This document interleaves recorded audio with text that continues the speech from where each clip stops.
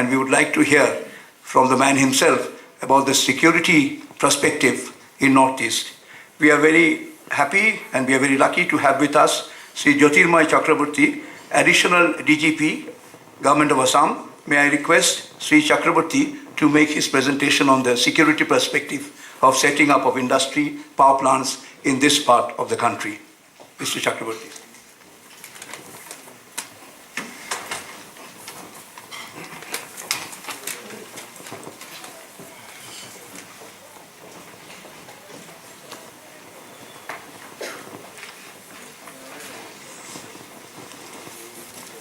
Honorable Deputy Chief Minister, Government of Meghalaya, Sri Lanam,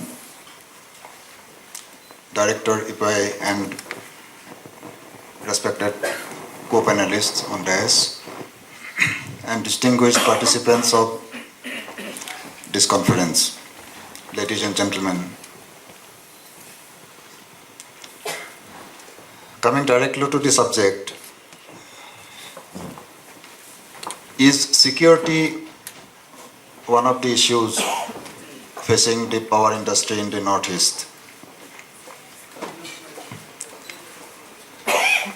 I would certainly like to believe that it is not, and in fact, I do know that it is not a very major or serious issue, but the perception, general perception is that it is a serious issue. So whether it is real or partly unreal, we have to deal with it. Security or lack of security, whatever, can be described or understood in terms of certain tangible physical parameters. But insecurity is essentially a mental condition. It is an emotion akin to fear. It can be triggered by various things. It can be triggered by some observable things and something which may be even imaginary. Two persons in the same situation may not exactly have the same or may not experience the same emotions. Somebody may feel elated, somebody may experience fear of the unknown. Even the observables can be interpreted in different ways. Supposing, let us suppose that in this particular venue where we are having this conference, a lot of armed policemen are deployed all over, in every corridor, outside, at the gate, entrance, and all everywhere. So what kind of feeling do you get from that? Well, we may feel very secure, very protected, and at the same time, we may even feel insecure because probably this area is very dangerous. Probably it is not safe. That is why these people are there. And the moment they are taken away from here, we might get panicked. Because now we do not know whether it is safe to be here or not.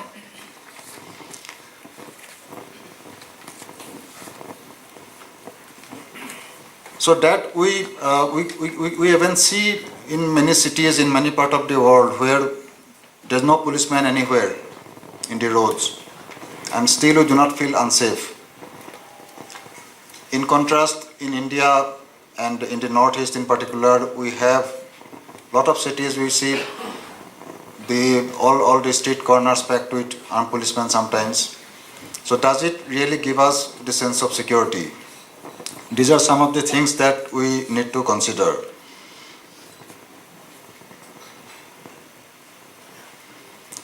So if I start describing the activities of militant groups straight away, the militant groups in the Northeast, and probably that is what I am expected to do, there is a possibility that the human mind will selectively pick up only some gory details of the few incidents of violence and disregard other information which has nothing to do with violence. It is very important, I think, to have an open mind and to be objective and not to have a vision skewed by preconceived notions.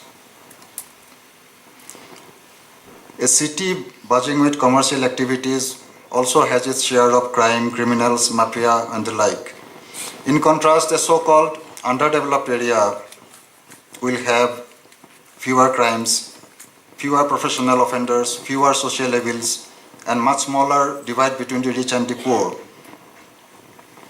The question we can ask is, where does the northeastern region figure? Northeastern region is not just one homogeneous entity. It consists of different geographic areas. Its ethnic and linguistic diversities are spectacular. There are different cultures, very distinctive, very colorful. There are aspirations.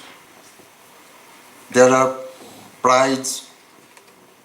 There are different social structures and customs. It is like a small world. Yet it behaves like a geopolitical unit when it meets the rest of the world.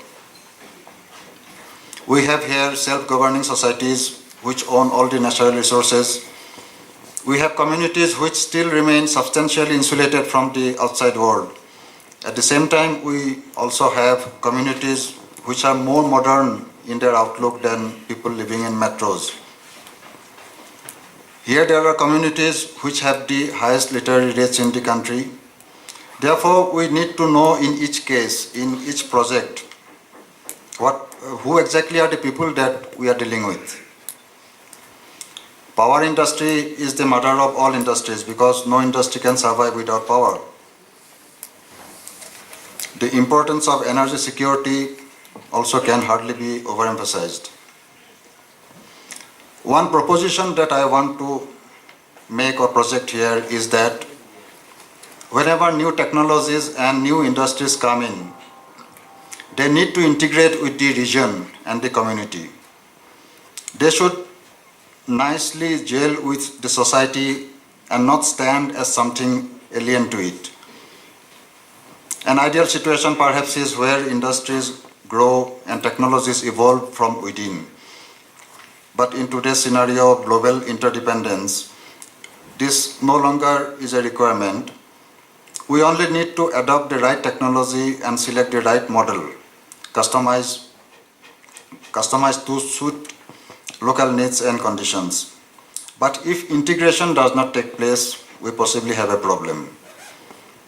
Integration here can mean several things. The project should take its roots in the area where it is set up with the active involvement of the community. The plant should be looked upon by the community as its own property.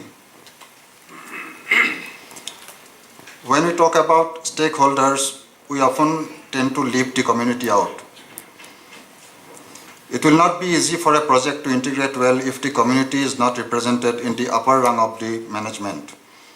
Let us suppose that here I take the liberty to slightly deviate from the path assigned to me. Let us suppose that a particular state has decided to set up medium-sized power plants of total installed capacity, say 1000 megawatt over a period of 10 years or so.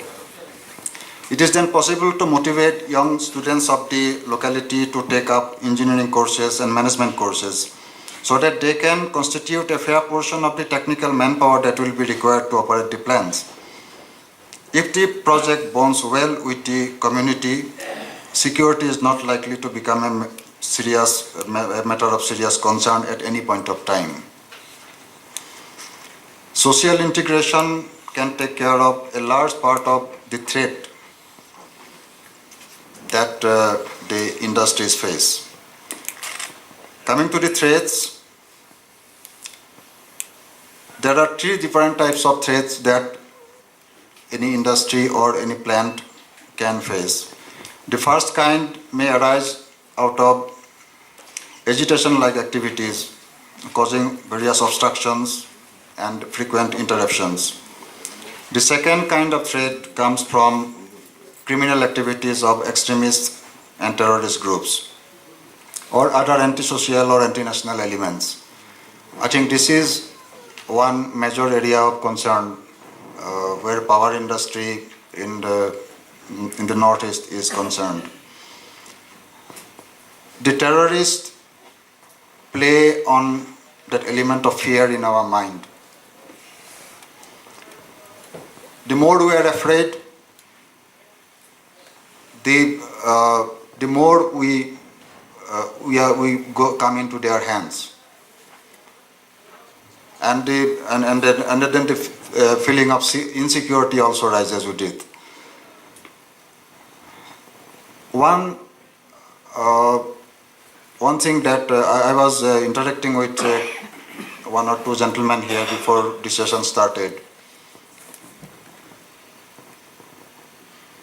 These days, anybody can have very easy access to any person, to any organization, through telephones, through post, through email, internet.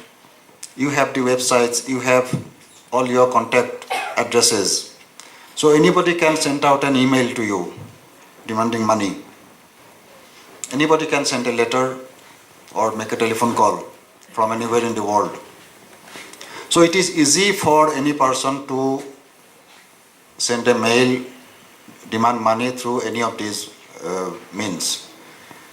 Then what do? That is the moment we get this kind of a demand, then that fear comes.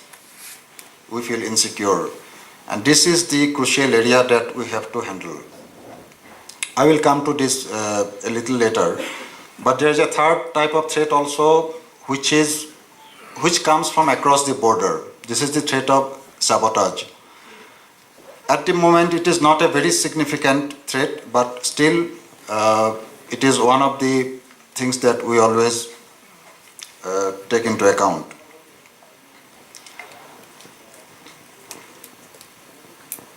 I want to assure you all that police forces and security agencies of the region are very well equipped to handle and neutralize all types of threats, the three kinds of threats that I have mentioned.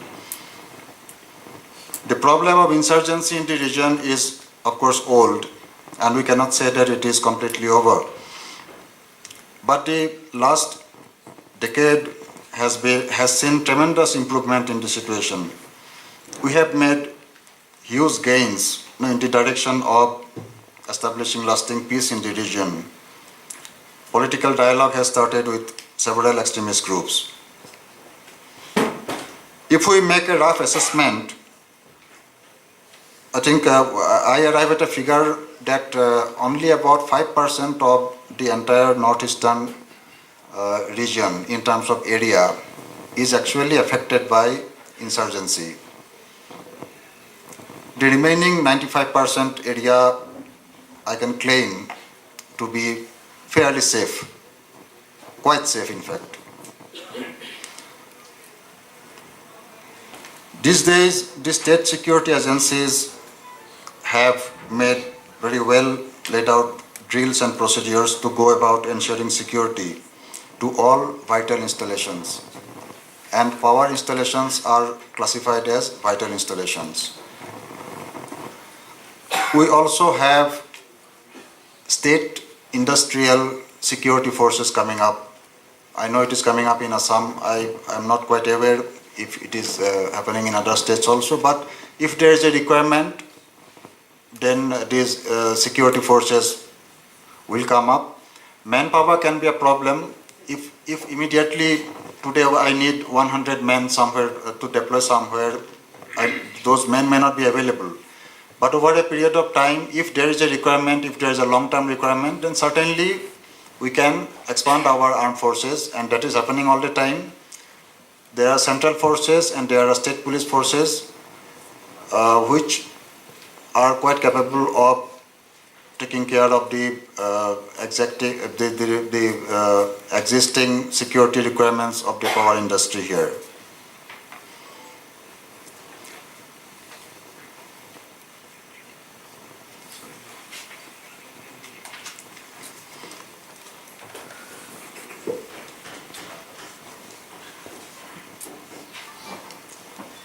There are district level coordination meetings, there are state level coordination meetings, and we also have an arrangement for regional cooperation.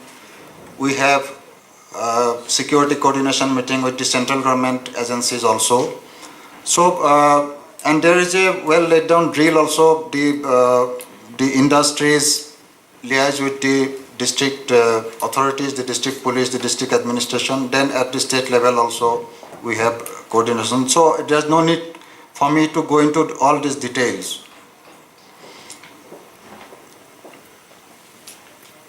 It is, however, a fact that several mega hydel power projects in the country have faced continued difficulties over issues ranging from rehabilitation of displaced people to fear of possible harm, either as long-term effects or in the face of a disaster. A hydel power project in particular is a long-term affair. It may last for 50 years, 100 years. So probably there is no need to make undue haste in finalizing its design. We can dispel a lot of misgivings and fears that may arise out of these mega power plants.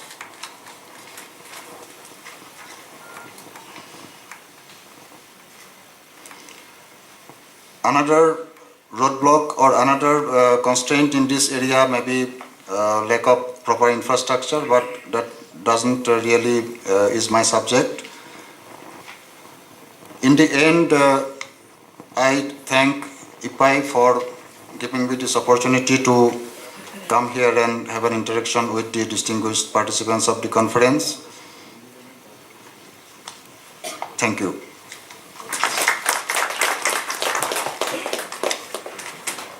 Thank you, sir. Thank you for making this trip to Shillong in such a short notice, and thank you for assuring us that there is insurgency is only 5% area of the region. 95% is free from any insurgency. So those who want to invest can make sure that they invest in that other 95%. Thank you very, very much, sir. May I now request Sri J.P. Prakash, Principal Secretary, Power Department, Government of Meghalaya, to make his presentation. Sri Prakash, sir.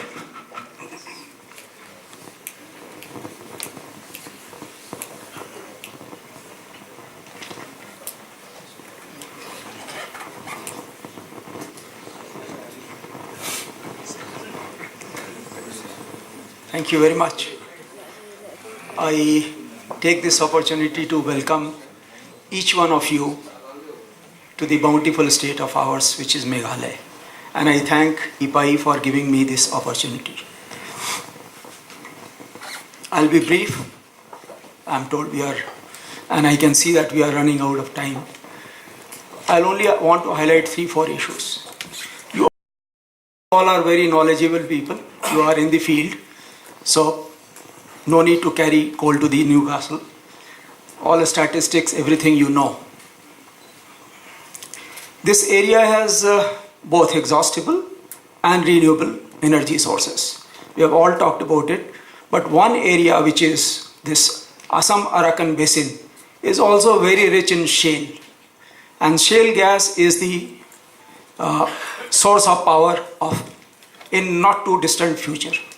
It's cheap, but we don't have the techniques.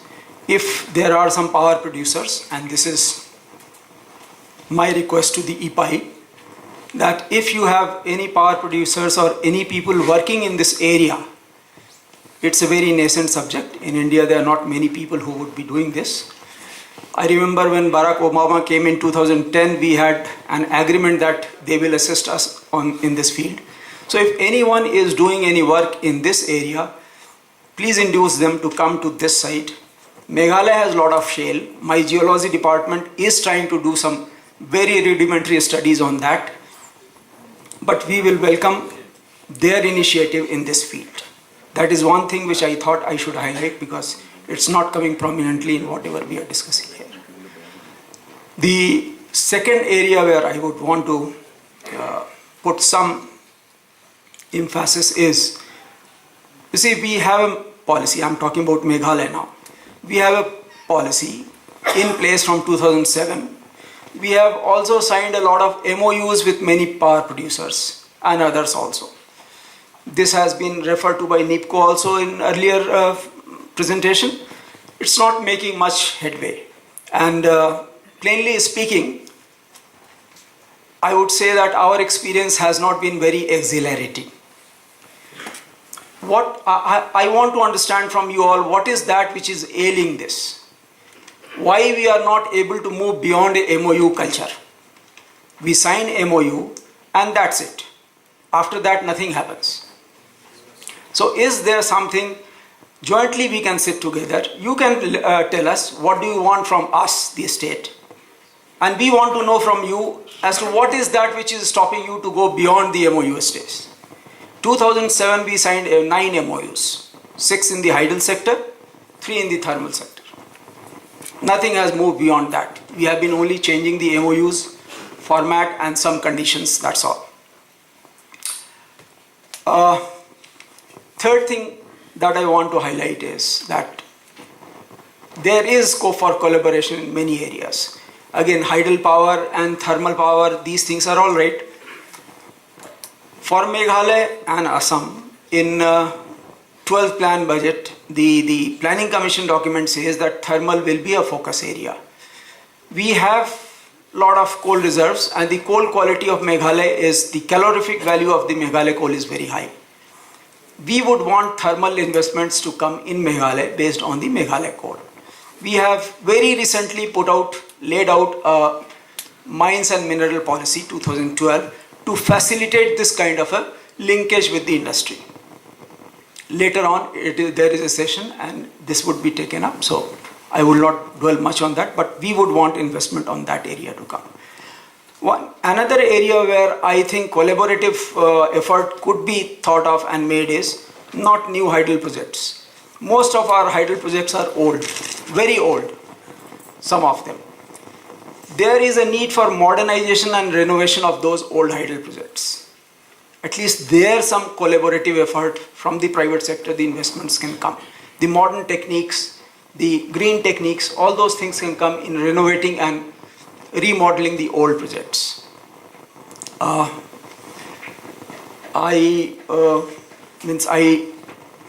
can take these things up later on also. There are more sessions to come. I would be interested in knowing what we can do together in this area. One impression, just now we were talking about security, etc. You see, an investor has to come to stay put here. If you come with the idea of serving, because all these things are an economic activity, all right, but it is basically serving the people. You are generating power source to serve the industry, serve the people, serve the general economy and the human development. If you come for that, profit will be a long-term intended but a byproduct. If you come for a profit alone, and if an impression goes out that the profit is being siphoned out of the region, then it will have the different consequences for all of us. So we have to come here to invest with a long-term vision, to stay put here and to recycle the profit or whatever is coming out of it into this region itself. Then I think it would be a success and a win-win situation. Thank you very much.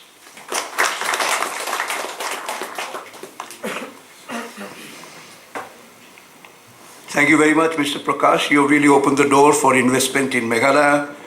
You talked about shale gas. You also raised a point why they're taking so much long time to implement the MOU, which is not in the case of Meghalaya, sir. It is also in the case of the other states. We got to look into what problems are there, what are the problems faced by the stakeholders. And as you rightly said, you can call them and discuss with them. And I wish Meghalaya will have a brighter future. MOUs will really be transferred into power plants. Thank you very much, sir. I would now request Sri Jitesh Khosla, Additional Chief Secretary, Power of Government of Assam, to say a few words to us. Sri Khosla, sir.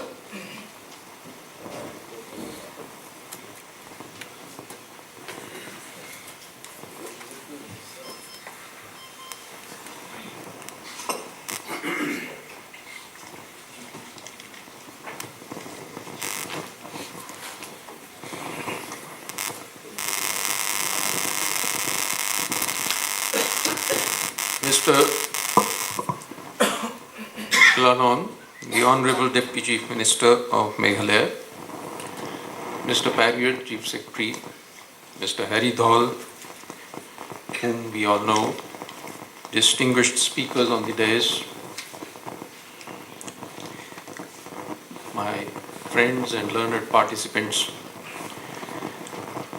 I think this has been a very good initiative by ICPAI to bring a focus on development of the power sector in the Northeast.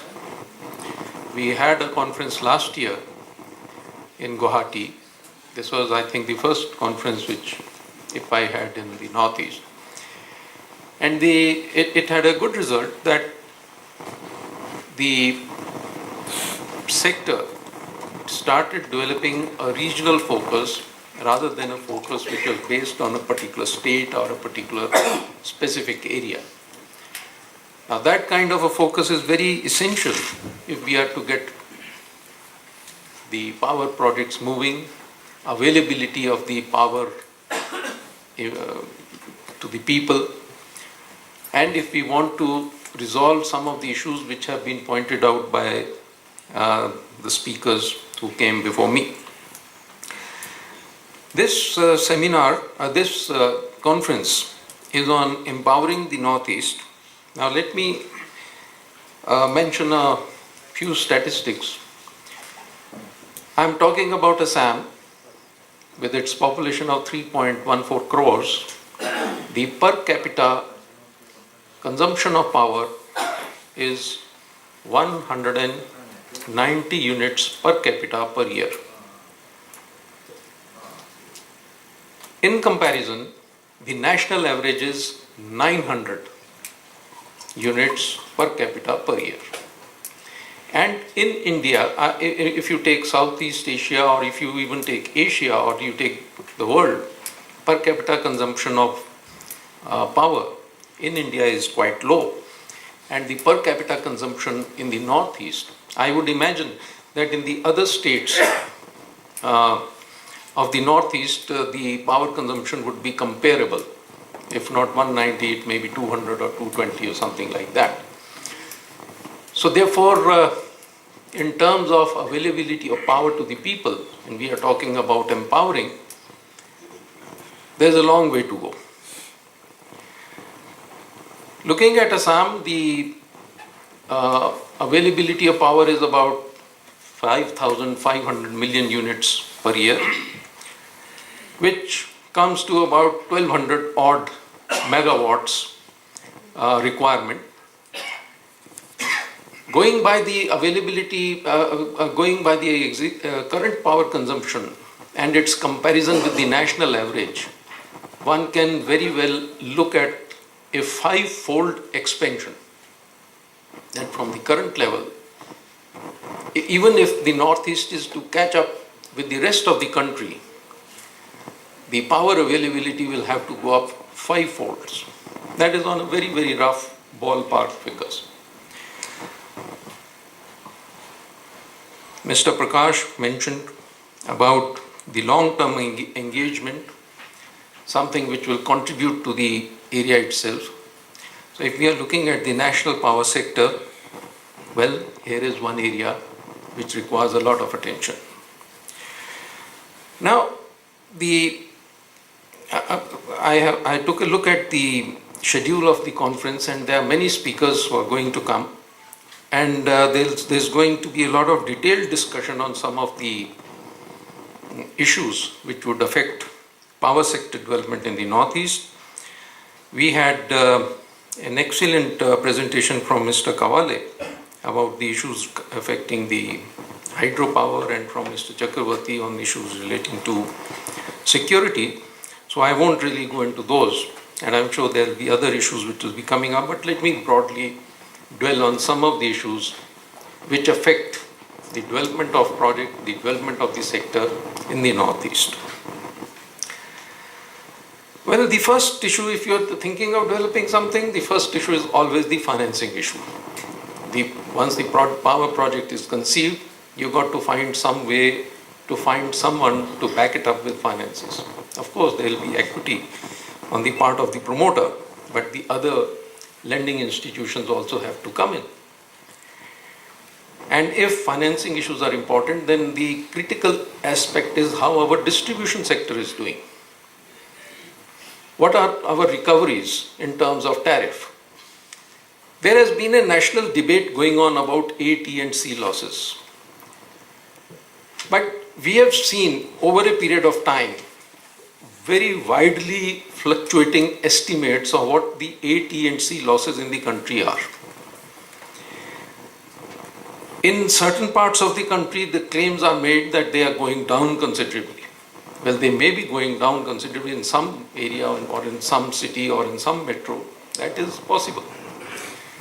But if we are looking at overall trend of what you call transmission and distribution losses, or you may call them in terms of commercial terms, if you take the tariff recovery also into account, the aggregate technical and commercial losses, distribution and transmission combined, I don't think we are doing very well.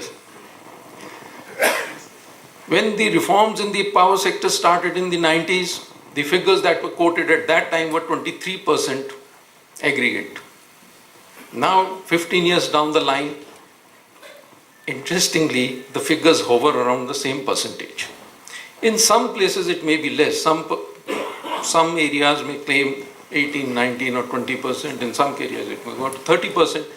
But overall, average of 25 to 30% in terms of ATC and losses are the norm everywhere. So for a generating station which is going to generate power, where are the revenues going to come from if 25% is lost? Eventually the burden will get transferred on to the state governments, who will have to give subventions and subsidies to meet these electricity bills. It soon burgeons into thousands of crores. As a matter of fact, the losses of our utilities in the country are close to 1 lakh crores and mounting every minute. So therefore, I'm sure there will be detailed discussions on these issues also. If power projects are going to be set up, how are they going to be paid for? Who's going to pay for them? And if the governments end up paying all them in thousands and tens of thousands of crores for electricity bills, for the use of electricity, then who's going to build hospitals? Who's going to build schools? Who's going to look after education? Who's going to look after social upliftment and so on and so forth? Governments have competing demands for investment. All cannot go into the power purchase or meeting subsidy requirements. So I think that is one area which is a very important driver. In all the debates on power sector, we keep on talking invariably about generation capacity. But generation capacity will not move unless the prime mover for that generation capacity, that is the distribution systems, the technical and commercial losses, unless they go down, nothing is going to come up at this end. And even if it is going to come up, it is not going to be already high. The Commission in Assam has an extremely challenging task. Luckily, our cost of recoveries are not bad. I'm talking about Assam. But they are not bad in comparison to the rest of the country. If you are looking at the specific situation of Assam, we are still falling short. Against some 5 rupees 25 paise average cost of purchase, we are recovering something close to 3 rupees 95 or something like that. So there is a 1 rupee 35 paise loss on every unit that flows through the wires. How is it going to shape out? How are the electricity bills going to work out? An average household which wants gadgetry, geysers, air conditioners, televisions and so on and so forth, how much of its income will that household be willing to pay in form of electricity bills? When there's a 20% increase in tariff and electricity bills jump from 1,500 to 2,000, 2,000 to 2,500 per month, I think it is going to be a little more than a project issue, a little more than a financing issue. I think it's going to be a major political issue also. About the other aspects, this is one aspect. If I am audible, I'll continue. Yes, we are used to Patal. No, but I think Meghalaya has done a wonderful job, and the availability of electricity in Meghalaya is very good. If you are going to set up power projects in the northeast, I think the major focus of investments has to be also on power transmission systems. Because the geographical area of northeast is quite large, there will be power availability in one area, there will be power shortages in another, and so on and so forth. To equalize the system, we need major investments in transmission systems. Luckily, with ADB assistance and so on and so forth, Assam has invested very heavily into transmission systems, and a lot of very good transmission systems are being developed, but the gestation period is very long. There are a lot of right-of-way issues. Forest clearances take ages and ages and ages. Nobody even thinks of giving environmental clearance after that. So it's not just a question of pulling a wire across from one point to another point. The whole project implementation requires a lot of rethinking if we are to get things done to exploit whatever is available in the northeast. We've had a very good presentation on what is the problem of hydro projects. I'll dwell just for a very short time on hydro projects. It is a mistake to think that hydro projects deal with cement, steel, construction of dams, engineering alone. Major mistake, absolutely wrong. Hydro projects essentially deal with stakeholders. There are very large numbers of stakeholders involved. Wherever water is involved, one of the Panch Tattvas that the philosophy talks about, wherever water is involved, there are huge human issues. No hydro project will be implemented unless the project authorities are committed to and are determined to deal those issues simultaneously. The engineering solution in itself, in isolation, will not work. This is the underlining thing. Rest of it, all of you know, there are many experts in hydro projects here, but it is a seriously wrong perception to think that a hydro project is essentially an engineering project. It is not. Thermal project may still be. All other projects may still be. Hydro projects are not of that nature at all. There are a lot of issues. Now, one of the major issues which has been thoroughly, completely and entirely disregarded, though I am sure there will be agencies, specialist agencies who will say no, we have, but I think the experience of what we have seen, and that aspect is the downstream impact. What happens downstream of a hydro project? What happens to the rivers and streams downstream? That is one subject which has not been dealt with at all. Sorry to say, 50 years down the line, our knowledge and our understanding of the downstream impact is practically zero.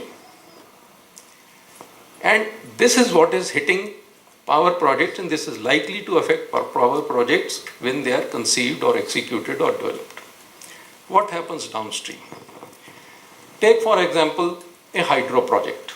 It will be a peaking project. There will be some kind of a storage. Even if it is run of the river, there will be some storage. There will be water there.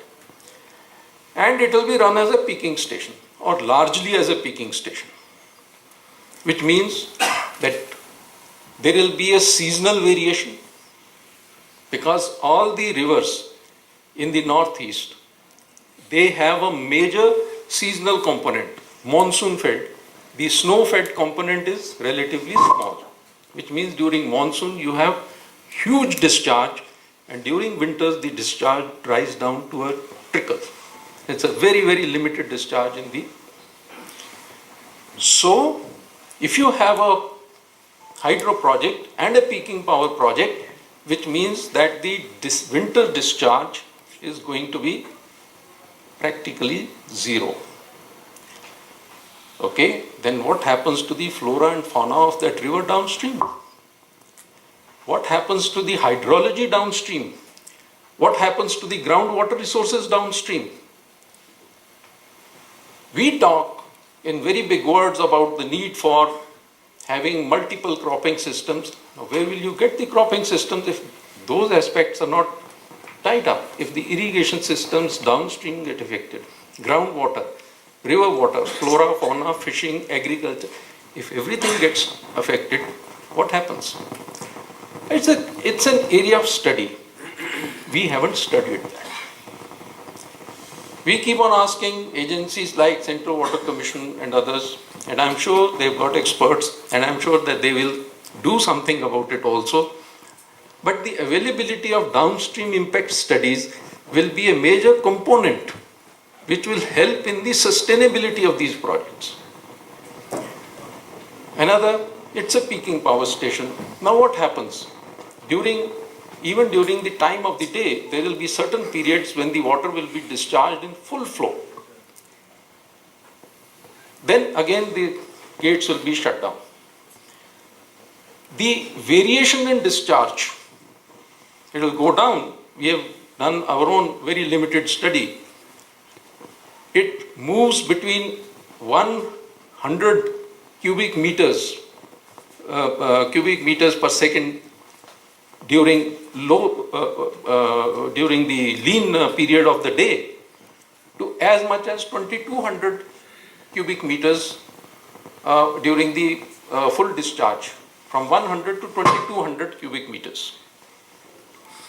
The erosion impact of this variation, if the flow were smooth, it would have a different kind of an impact.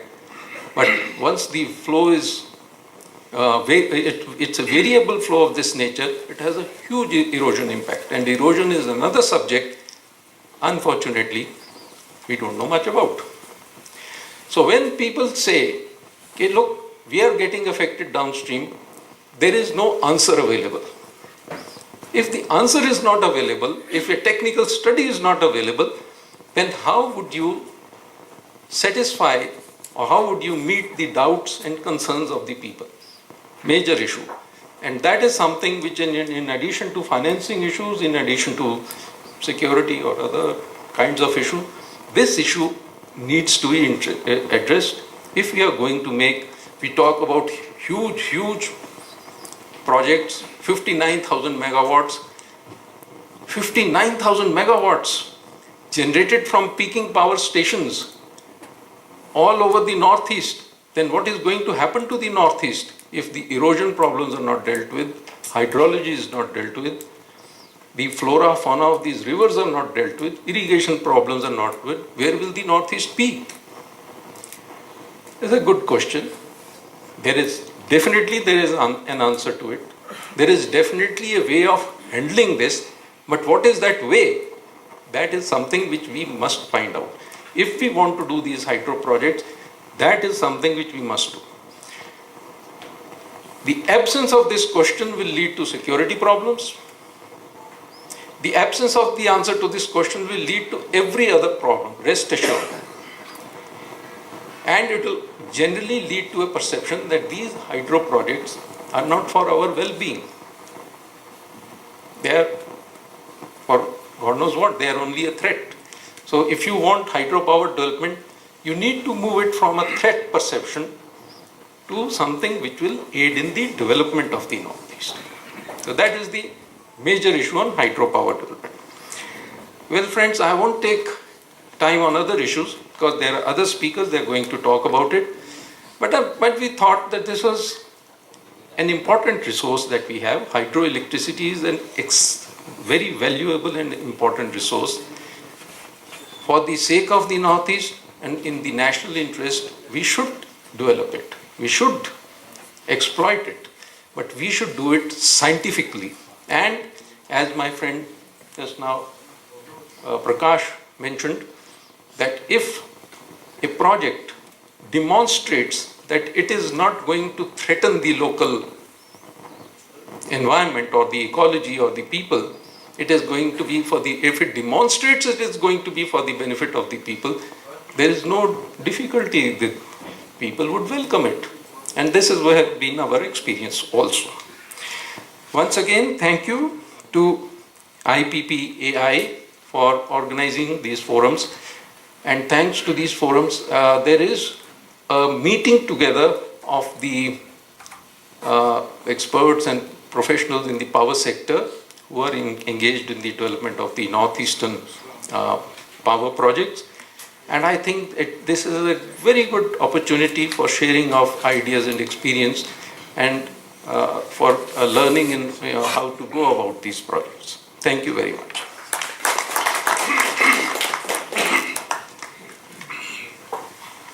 Thank you, Mr. Khosla. Thank you especially for bringing out those issues which are very vital for the growth of the power sector, which have not been properly understood and studied. Thank you very, very much, sir.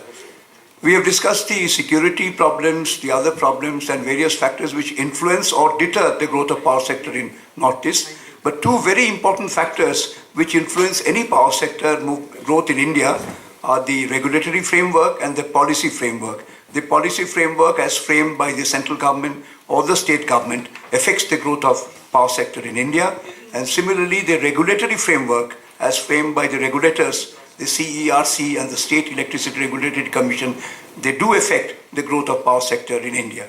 So we are very lucky and we are very happy that we have amongst us two of the chairperson of the Regulatory Commission.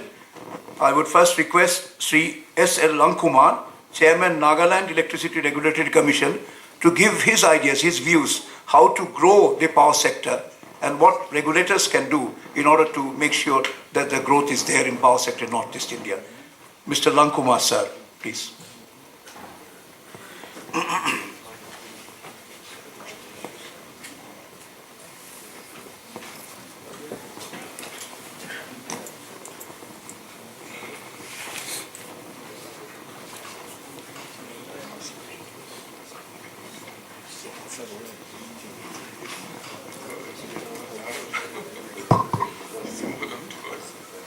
That's a warning bell before I start.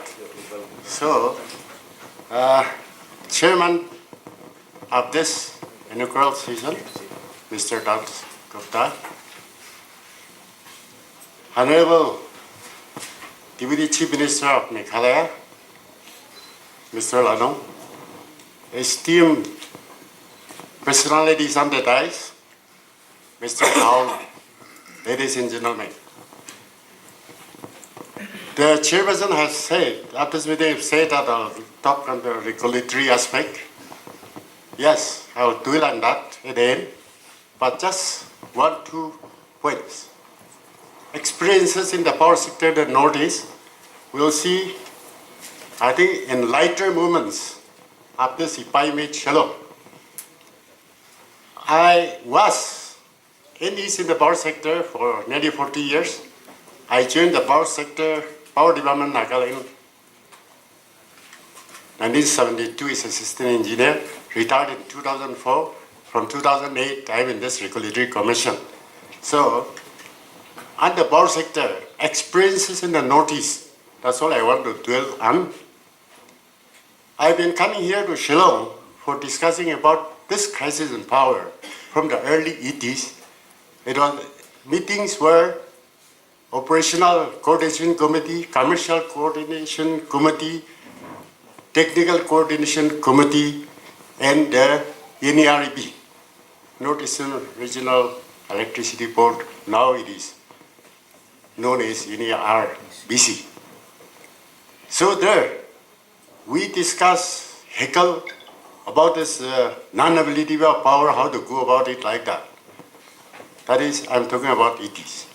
In the 90s, there was talk about Northeast, the powerhouse of India.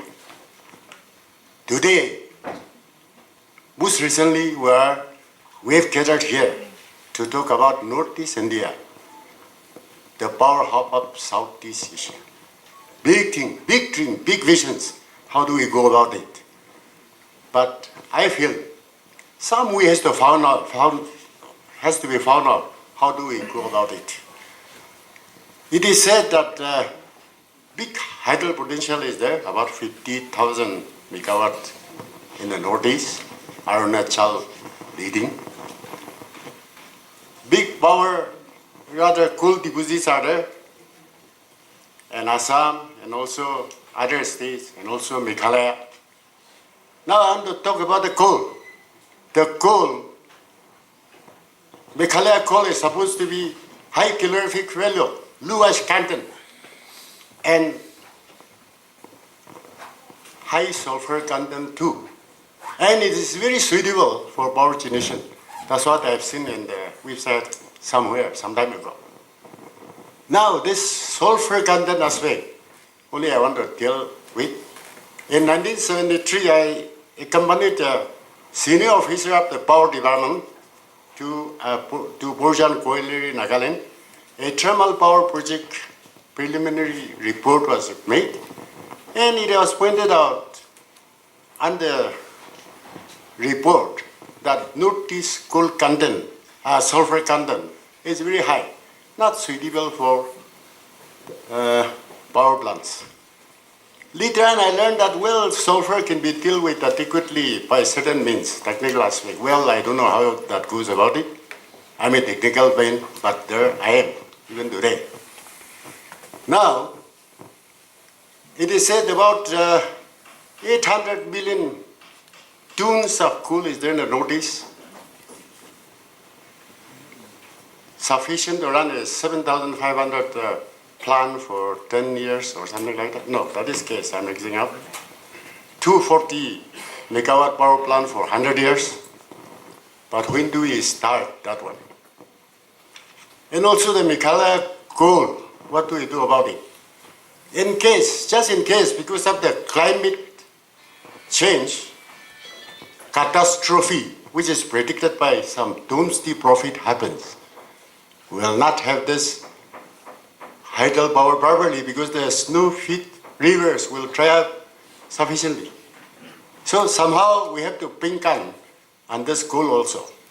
So, and the gas also available, well, something has developed, but much more required to be done. So, the authorities here and the experts or the independent power producers too may kindly look into this coal aspect because the coal being a landlocked area of the country, southern states and then coastal area states in the west, etc., they can have thermal power projects by importing coal through the sea. But here we have the ferry through aeroplanes. That's not going to take place. But this we have it here. Why not concentrate on coal too? Now, coming to this, because of the paucity of time, I'll just jump into this Northeast, the power hub of the Southeast Asia.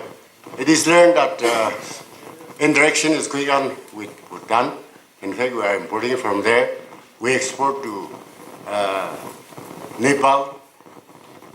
And there is some tie-up, even a joint venture between India and Myanmar. But that has been stalled. How it is stalled, that may be looked into. One don't know. In Nagaland too, there is a hydropower project being thought of for the last 30 years. That's called Tizi project, 100 megawatt. That is on the Indian side of the border. On the other side of the border also, the river falls into Irrawaddy. So I think maybe joint venture possibilities may be there. It is also learned that some tie-up is there between Mizoram in Bangladesh. So I think this interaction, what we are talking about, the power hub of Southeast Asia, is going to happen someday. Good. But what about the reality now? So reality is very bleak, let us do something immediately for the present. This morning through the internet it is found that about 7:30, Arunachal had an overdraw because their allocation was 48 megawatt. Their withdrawal was 72.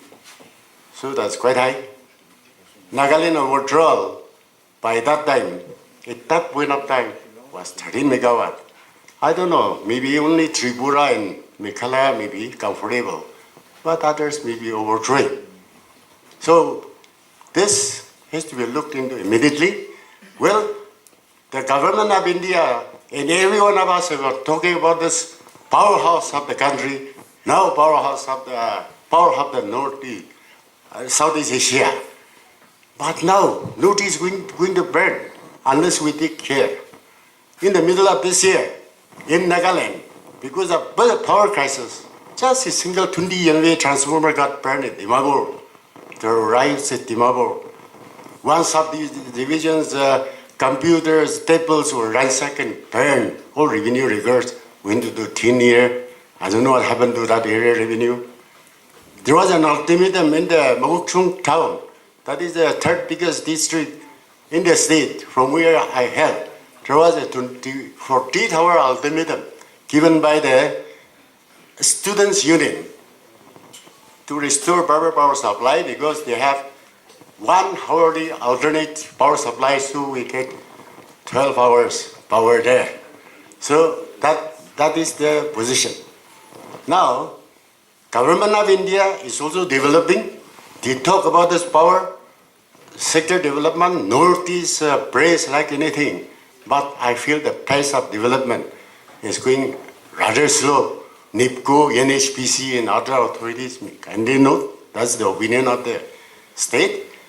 And then Independent Power Producers Association of India, duties made. One request I would like to make. Now, Independent Power Producers Association of Independent Power Producers we've heard of for many years. Well, nothing much has happened in the Northeast. We've just heard the story from Meghalaya, 9 MOU, nothing happened.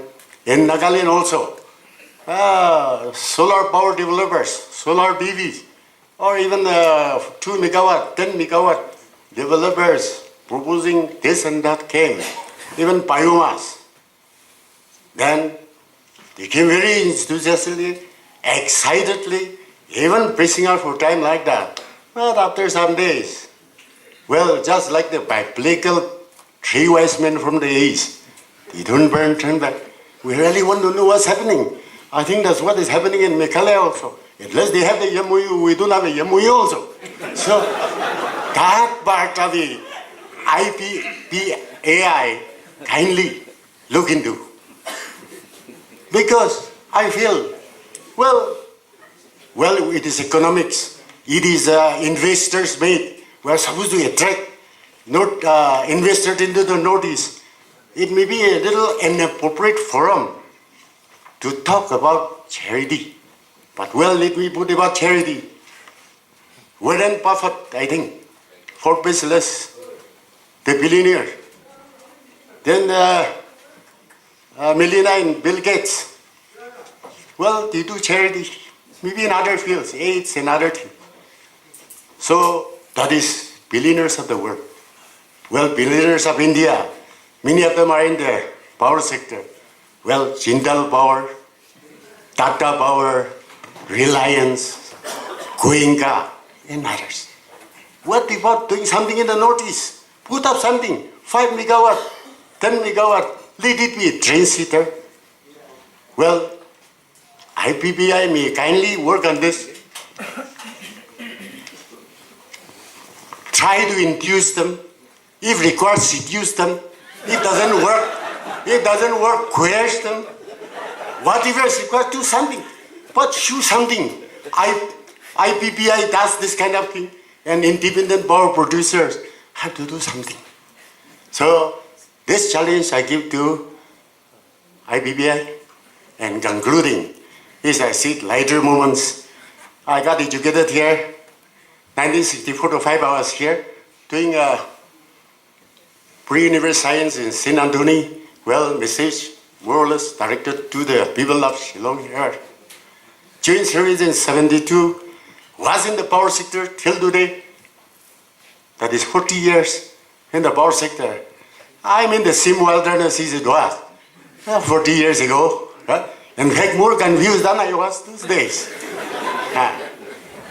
Now on the regulatory sector, in concluding, I would like to tell that, a lot of regulations have been made, tariff orders have been made also, obey. People keep silent. Public hearing is called, nothing. No one comes. Few people come. Tariff orders are passed. They don't object because whoever have money, they want to pay, they pay. The others, they are not going to pay anyway, whether it is a low rate or higher rate. That's happening in many parts of the country, at least that's happening in my state. Now, if the regulatory framework is in place properly, any the state government, in the powers that be, the policy makers, they patronize. Then only IPP will come. Otherwise, it will be just like the wise man from the east. So that part to the policy makers, the bureaucracy, and everyone concerned, that challenge I would like to give. We are having a big 3-star hotel, I think it's 3-star hotel, challenging each other in this conference hall. And yes, it is organized by IBBI. I would request them to leave footprints in the manner. Maybe after coming all these years, see, I started from outside my home. I started from Shillong. I'm going to retire as a chairman of this Nagaland Electricity Commission by December this year. So I started my career here and ending here. And I'm very happy that I'm able to keep this challenge in this orchestrating of the policy makers, then bureaucracy, the engineers, management people, and everybody, one and all, every citizen of the country, I should say. Diliwala is here, no Easterners are here. So everybody is there with this challenge. If I've taken long, I've traveled 12 hours from Kohima to Shillong through hills and plains.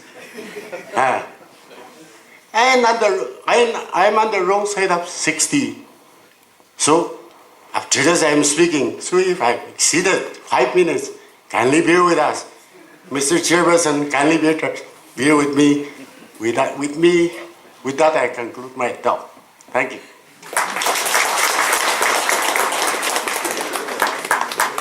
Thank you, sir. You made the session very, very lively. We were discussing dry subjects. Suddenly you come and make it lively and see how many people are clapping.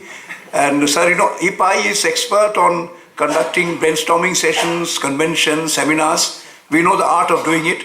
I think now, as per your advice, we have to learn the art of seduction. And I can assure you, we will now try and see we seduce people to come to Nagaland and set up power plants. Thank you very, very much, sir.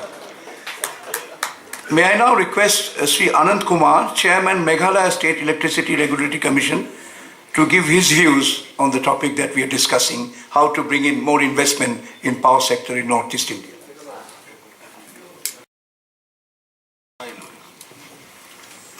Respected Deputy Chief Minister, Government of Meghalaya, Chief Secretary, Government of Meghalaya, and my dear friends. I think it's good afternoon because the inaugural session, I think, has exceeded its limit. Looking at the audience or the size of the audience, I'm very happy that it happened in Shillong because I had a very bad experience last month. Some agency tried to get a seminar here, but he could not get so much response. So ultimately that has to be shifted. But I'm very happy that so many people and so many distinguished guests are here to attend the conference. So I congratulate Mr. Harith Hall and his team for conducting this conference in Meghalaya.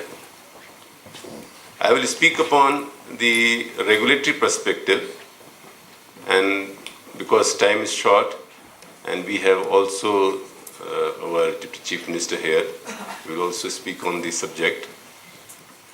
As far as the Regulatory Commission in Meghalaya, we have already framed all the important regulations which are necessary to promote the sector. We are talking of generation here, but as Mr. Khosla has also told that we should not overlook transmission and distribution, because the system has to be seen in the totality. We cannot ignore the distribution sector where we get revenue, and that is the bread and butter for all these three utilities. Electricity Act. What Electricity Act has provided in the law? It says that we have to take such measures which are conducive to develop the power sector. And side by side, it also says we have to look after the interest of the common man, consumers. So as a regulator, what I feel that it is very important that there should always be a win-win for all. Initially, we have seen the movie also. We are talking of the wealth generation, but it is very important to distribute the wealth, and it should be uniformly distributed. Then everybody will be happy. So as our distinguished speaker spoke about it, that in case we go for some development or some investment in the sector, yes, we have to look after the concern of the common man, which are being affected by the development. As a regulator, we have initiated the exercise after my joining here.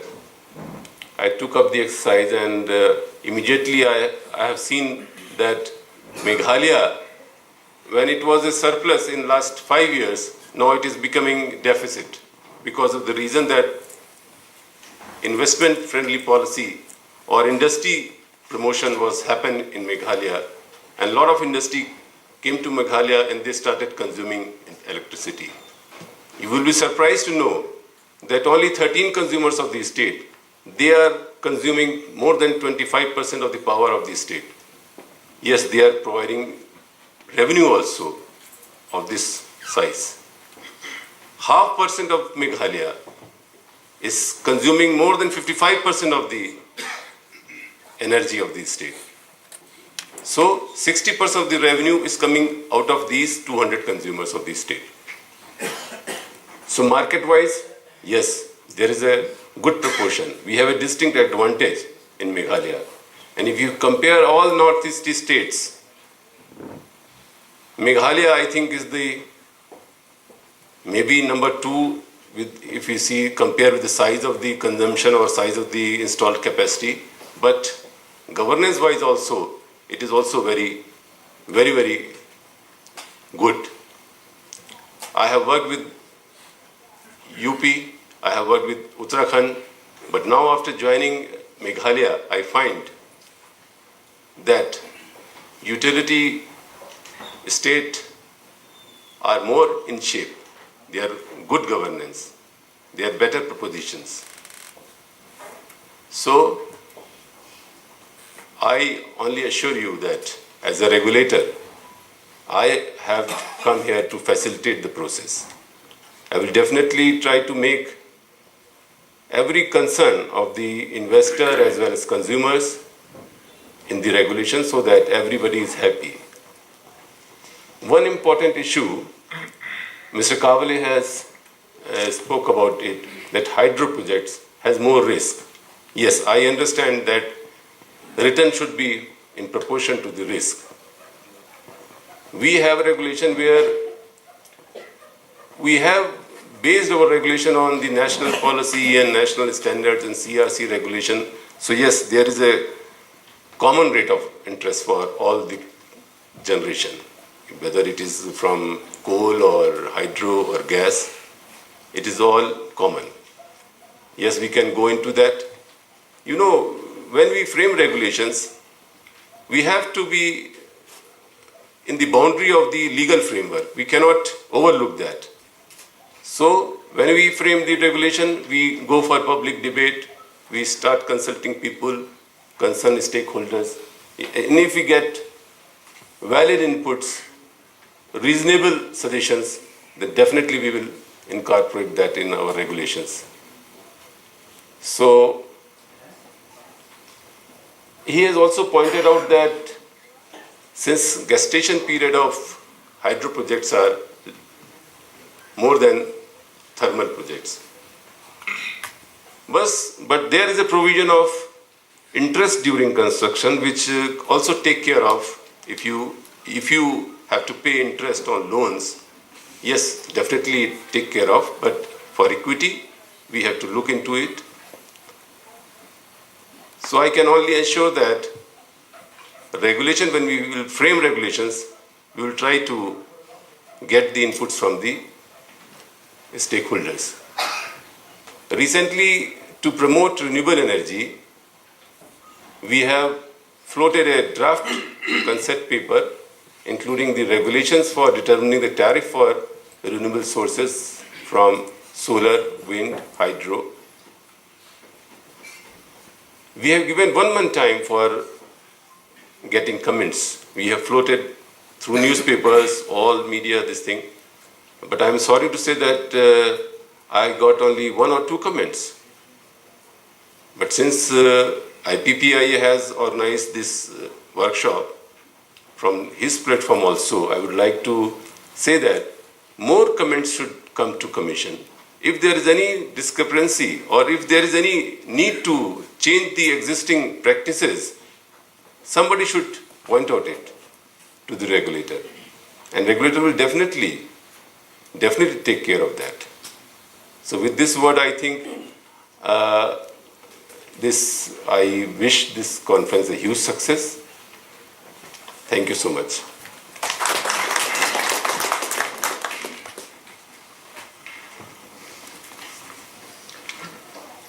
Thank you, Mr. Kumar. I now request Sri W.M.S. Pariyat, Chief Secretary, Government of Meghalaya, to address us. Sir.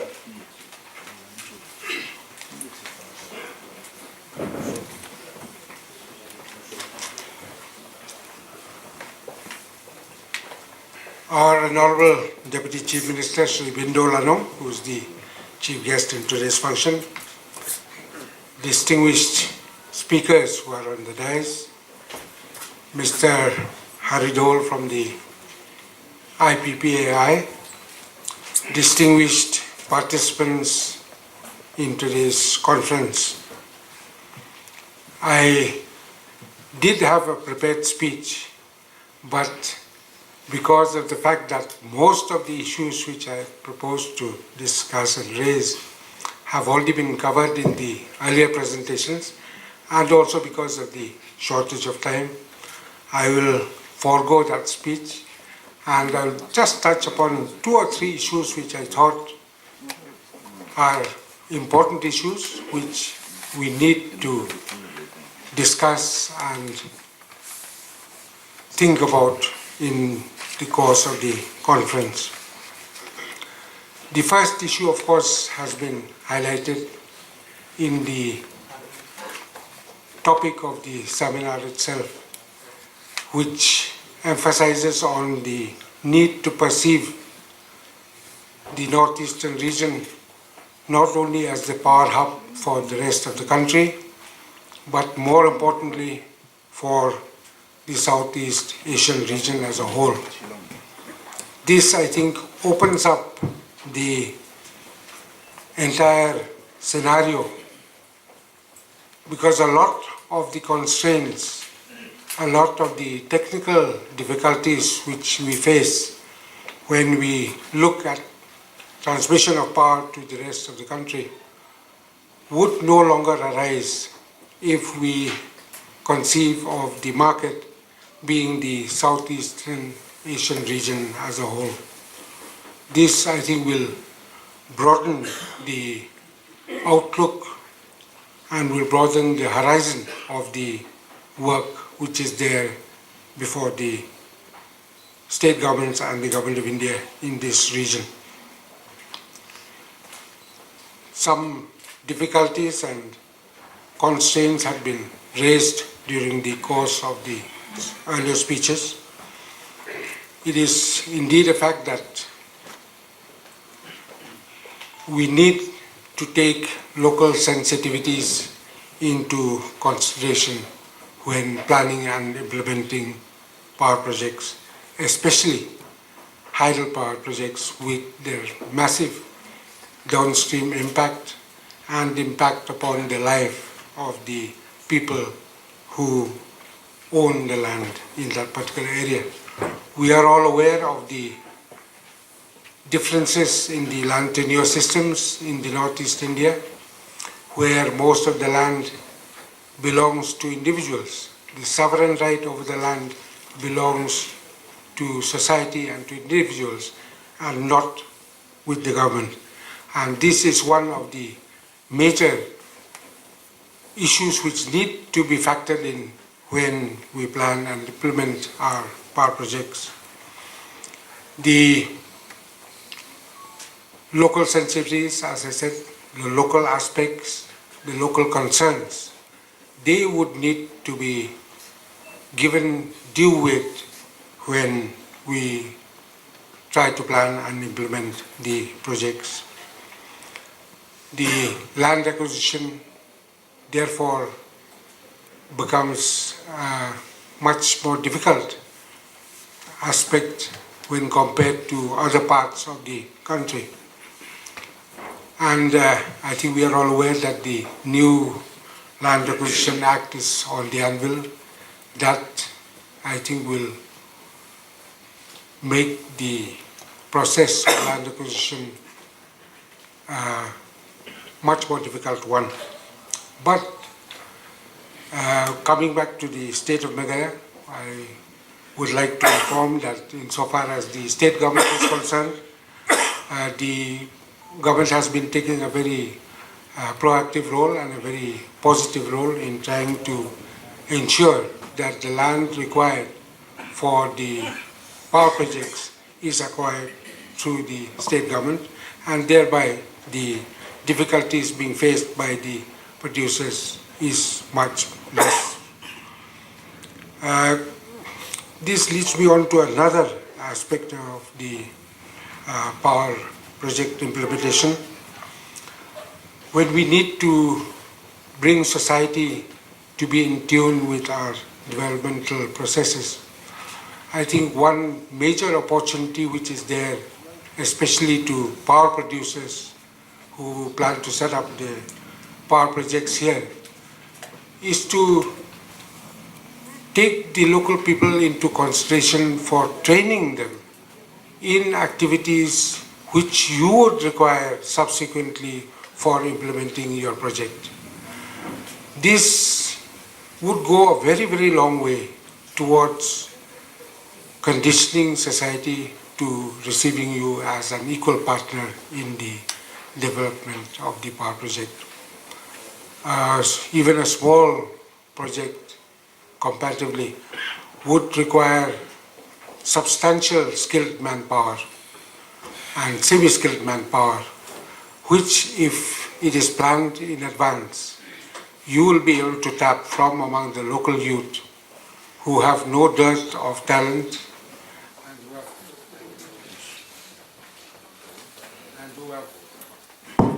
and who have no dearth of the desire to work. If this can be planned in advance, 2-3 years, because most of these courses do take 2 or 3 years for completion, but if you are able to plan it well, then the products will be available for your own activities as and when they come up. My friend Mr. Prakash had raised the issue about the 9 signed MOUs. Of course, we have started late. We started only in 2009 or so. And I understand that one of the major problems is the fact that the DPR preparation does take a long time. We are aware of the terrain and of the geology of the entire region as a whole. And we have come across our share of geological surprises which come up. Perhaps the DPR preparation would need to be of sufficient depth of study so that the possibility, or at least the probability of these geological surprises coming up and really throwing a spanner in the whole works would stand reduced.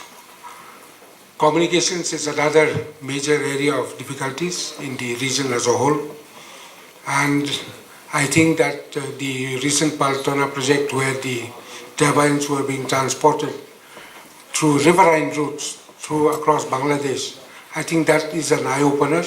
We need to keep our minds and our ears open for other options which are available for transportation of equipment, especially larger equipment. In an occasion such as this, I mean, we really, from the state government side, we look forward to getting your recommendations and your inputs, which even going by the standard of the level of speeches in the inaugural function, I think is of a very high degree.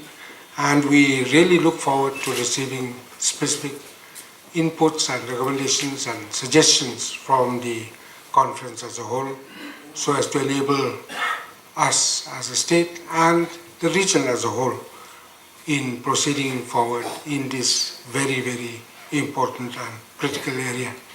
Risks do go hand in hand with enterprises. Risks are a part of the business, but we should try to see that risks are acceptable risks, and we need to proceed in the work for developing the region as a whole. With these few words, I would like to thank IPAI and all of you for having given me a very patient hearing. Thank you very much.